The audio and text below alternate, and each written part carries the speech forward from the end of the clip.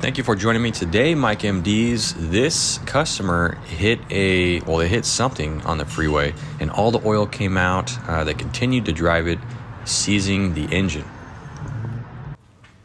We've already got authorization to replace it. So right now we're kind of deciding what we need to remove to pull this thing out. There's different methods of pulling this out. You can pull it through the bottom, drop everything out. You can pull it through the front, pull the front clip out. And I think we decided we're going to pull it through the top. So now we're just removing all the components we need to remove, axle shafts, wiring harnesses, all that type of stuff. And right now they're already at that point, so we kind of fast forwarded a bit. But we're pulling it out the top right now. You can see there's 2 mounting points on this engine from the factory, which is great. It really helps us out. Some engines do not come with anything like that.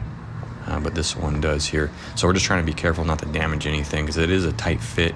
Luckily, this is the non-S version, which it's a smaller engine. It's a 1.5 liter engine, turbocharged. It's a 3-cylinder. So we have left the transmission in the vehicle, unbolted it, the flywheel and all that. So we're leaving the transmission and that whole axle shaft assembly on the driver's side. We're leaving that in there. It is tight.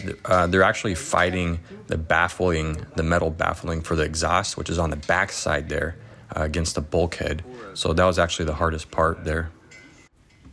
And they did get it out. Look at that, complete long block. We got the flywheel right there on the back side that's on against the transmission. Bunch of cool stuff you don't normally get to see. There's what it looks like completely empty in the cavity. You see a catalytic converter right there, right side is the transmission with torque converter, axle shaft running through there. All right, we got harmonic balancer here. We got lower timing case cover here. These usually leak. We put some pulleys, tensioner, a Valvetronic motor for variable valve lift actuation. We have here engine oil cooler with oil filter housing. These leak on here. Extension pipe. Adapter for the operator hose, these leak. The oil pressure sensor here.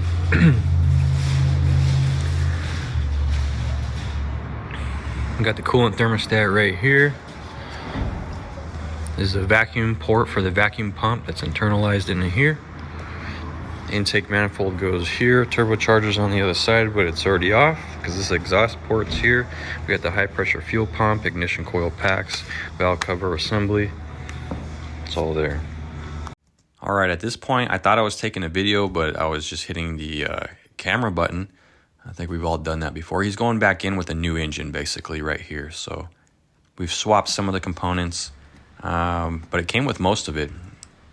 So here we go. We're just putting back all the wiring harness, all the coolant lines, connections, basically everything that I didn't show you in the beginning that we took off.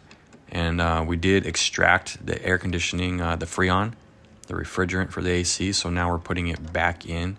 And this has the new system, the 1234YF refrigerant. So we have to have a special machine for that, which we have it.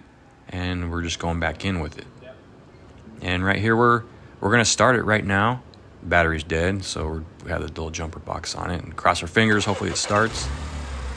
There it is, beautiful, look at that. Wonderful. So we're just listening for any weird sounds, of course, or anything leaking, smoking, grinding, but it sounds great. And we're clearing all the associated fault codes from having the battery disconnected and having a new engine in there, clearing adaptations as well for the fuel system. And final little touches, and I'm going to QC the work here, take it for a test drive, just double checking all the guys' work. They do great work here, so don't really make my job too hard. And test drive this thing.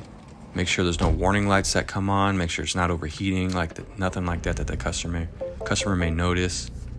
And that's pretty much it there. Car feels great.